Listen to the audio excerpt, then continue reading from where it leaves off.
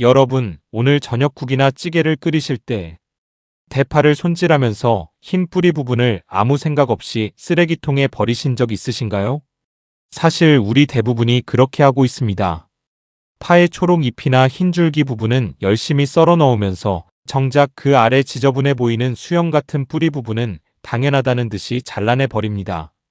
그런데 오늘 이 영상을 보고 나서는 그 뿌리를 절대 버리지 않으실 거라고 장담합니다. 오늘 여러분께 공개할 내용은 파의 흰 뿌리와 흰 줄기 부분에 숨어있는 놀라운 과학적 비밀입니다. 한의학에서는 수백 년 전부터 이 부위를 총백이라 부르며 귀한 약재로 써왔고, 이제 현대과학이 그 이유를 정확히 밝혀내고 있습니다. 감기 기운이 돌기 시작하면 또는 몸이 으슬으슬하게 한기가 느껴질 때 할머니들은 어김없이 팥뿌리를 끓여서 드셨습니다. 그 시절에는 과학적 근거가 없어도 경험으로 알고 계셨던 것입니다. 팥뿌리가 몸을 따뜻하게 하고 땀을 내게 하고 감기 초기 증상을 잡아준다는 것을. 그리고 이제 연구자들이 그 비밀의 정체를 낱낱이 밝혀내고 있습니다. 알리신, 케르세틴, 이소알린, 유아알릴.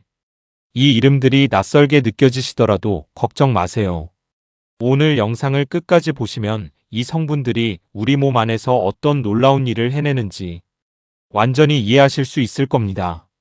그리고 더 나아가 집에서 바로 만들 수 있는 총백 활용 레시피와 혈액순환을 극적으로 개선하는 방법까지 알려드리겠습니다. 절대 끄지 마세요. 우선 총백이 무엇인지부터 정확히 알아볼까요? 총백은 대파의 흰 줄기부터 뿌리까지의 부분을 가리키는 한의학 용어입니다.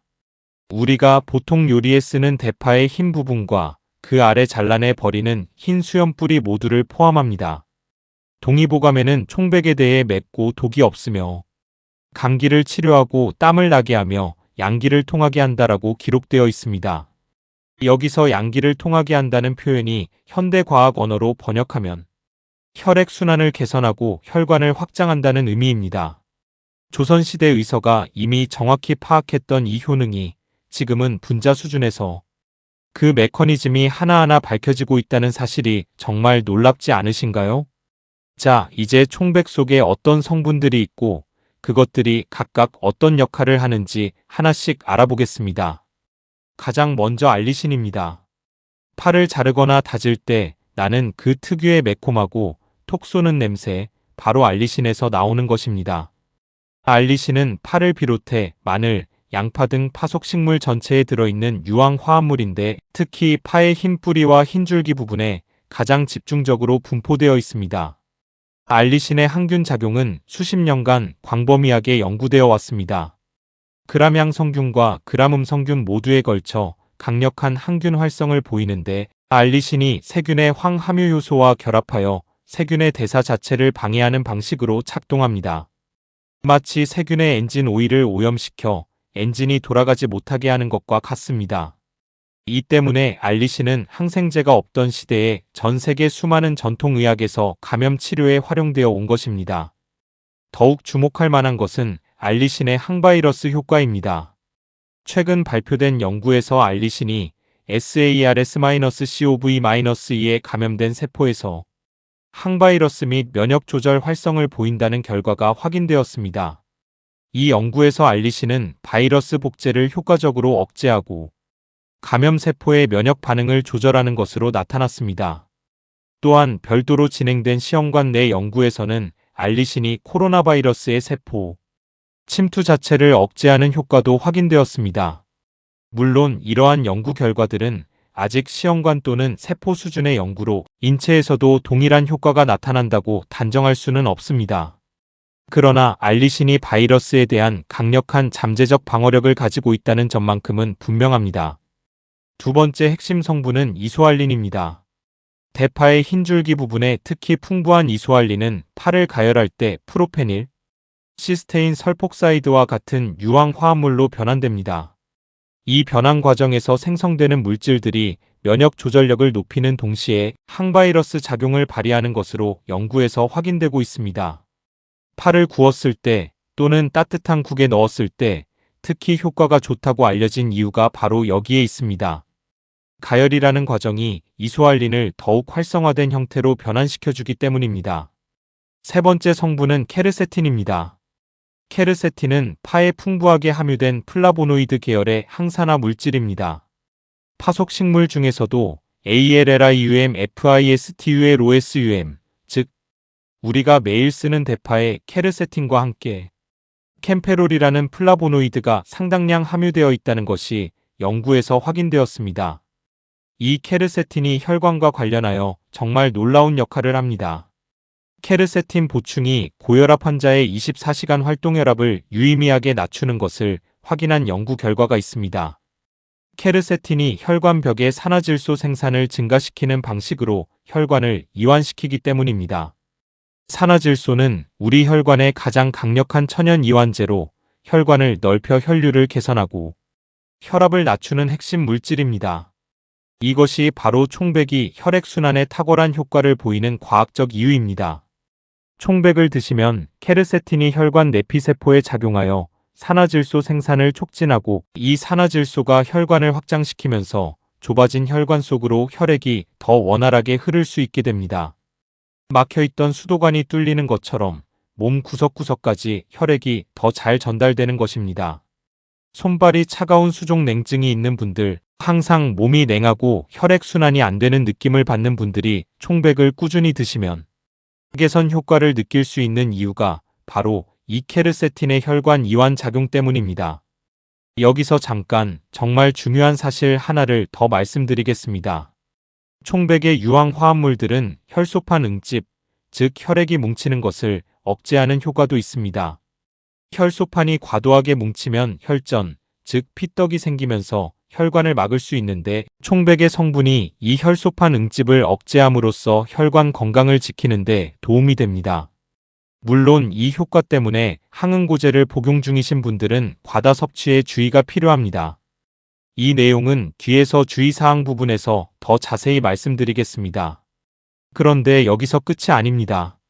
총백에는 또 하나의 숨겨진 능력이 있습니다. 바로 발한작용, 즉 땀을 내게 하는 효능입니다. 감기 초기에 몸이 오슬오슬 춥고 열은 높지 않으면서 땀이 나지 않는 상태, 이른바 한기가 있는 감기 초기 상태를 한의학에서는 외감풍환이라고 표현합니다. 이 상태의 총백이 효과적인 이유는 총백이 혈관을 확장하고 말초 혈액순환을 개선함으로써 피부 표면으로의 혈류를 늘리고 땀샘을 자극하여 자연스럽게 땀이 나도록 도와주기 때문입니다. 감기 초기에 뜨끈한 총백차를 마시고 땀을 한번 쭉 빼고 나면 몸이 가벼워지는 느낌이 드는 것, 이것이 바로 총백의 발한작용과 혈액순환 개선이 함께 일어나는 결과입니다. 또한 총백은 강력한 항염작용을 합니다. 케르세틴과 캠페롤을 포함한 플라보노이드 계열 성분들이 체내 염증 반응을 일으키는 주요 신호물질들을 억제합니다. 만성염증은 심혈관 질환, 당뇨, 관절염, 심지어 일부 암과도 관련이 있는데 총백을 꾸준히 드시면 이 만성염증을 낮추는데 도움이 될 수 있습니다. 감기처럼 급성염증이 생겼을 때뿐만 아니라 평소 만성염증 관리 차원에서도 총백 섭취가 의미 있는 이유입니다. 이제 여러분이 가장 궁금해하실 부분, 어떻게 먹어야 이 효과를 제대로 볼 수 있는지 알려드릴 차례입니다. 지금부터 집에서 바로 만들 수 있는 3가지 실용적인 총백 활용법을 공개합니다. 첫 번째는 기본 총백차입니다. 감기 기운이 느껴지거나 혈액순환 개선을 원하시는 분들께 가장 먼저 권해드리는 방법입니다. 대파 뿌리 5개에서 7개를 흙이 완전히 제거될 때까지 여러 번 깨끗이 씻습니다. 물 1리터에 씻은 팥뿌리를 넣고 중간 불로 20분에서 25분 끓입니다. 이때 생강 한 조각을 함께 넣으시면 생강의 진저롤 성분이 총백의 알리신과 시너지를 이루어 항균 효과와 혈액순환 개선 효과가 한층 강해집니다. 끓인 후 팥뿌리를 건져내고 기호에 따라 꿀을 반 스푼 넣어 드시면 됩니다. 감기 기운이 있을 때는 하루 2잔에서 3잔을 따뜻하게 드시고 따뜻하게 주무시면 됩니다.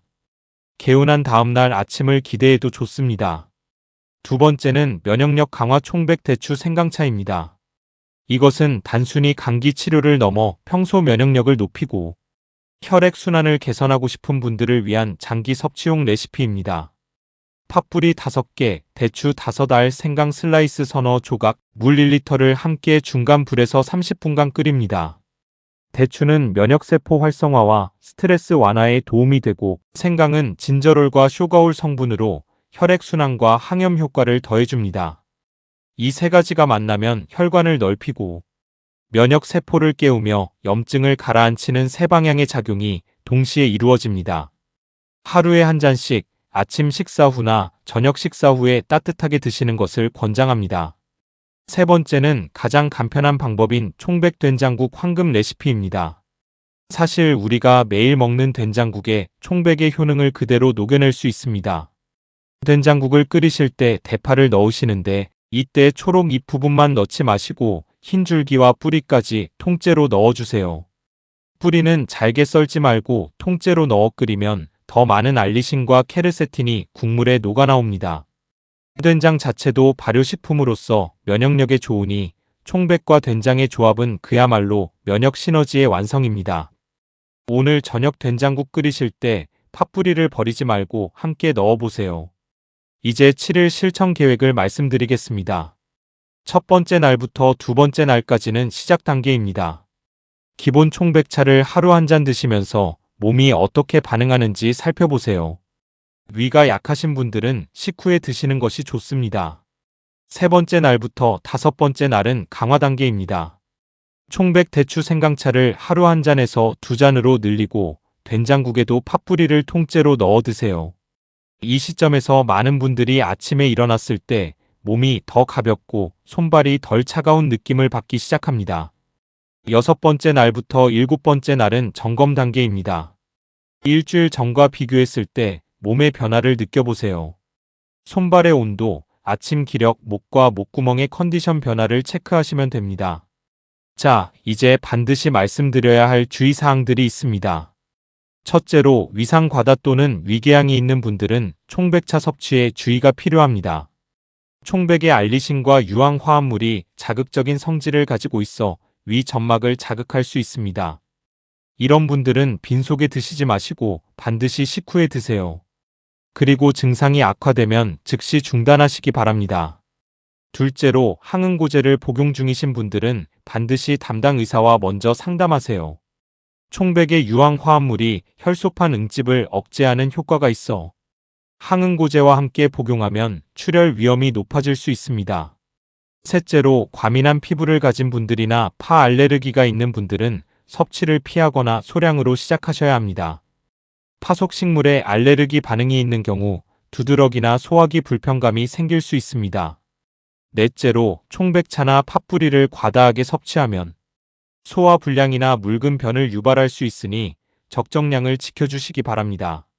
하루 총백차 2잔에서 3잔 정도가 적당합니다. 다섯째로 오늘 내용은 일반적인 건강 정보로 의학적 처방을 대체할 수 없습니다.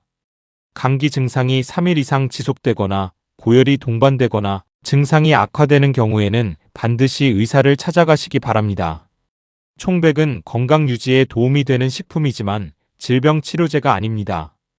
팥뿌리 하나를 어떻게 다루느냐로 여러분의 면역력과 혈액순환이 달라질 수 있습니다. 오늘부터 파를 손질할 때 흰 뿌리를 싹둑 잘라버리지 마세요. 그 작은 뿌리 하나하나에 수백 년의 전통의학이 주목했고 현대과학이 그 이유를 증명하고 있는 놀라운 성분들이 담겨 있습니다. 알리신이 세균과 바이러스를 막고 케르세틴이 혈관을 넓히고 플라보노이드가 염증을 낮추는 이 세 박자의 완벽한 조합을 이제 여러분도 매일 활용하세요. 오늘 영상이 도움이 되셨다면 구독과 좋아요를 눌러주시고 지금 이 순간에도 팥뿌리를 버리고 계실 주변의 소중한 분들과 이 영상을 공유해주세요. 오늘부터 여러분의 팥뿌리는 쓰레기가 아니라 천연 건강 보물이 됩니다. 다음 영상에서도 더 놀라운 건강 정보로 찾아뵙겠습니다.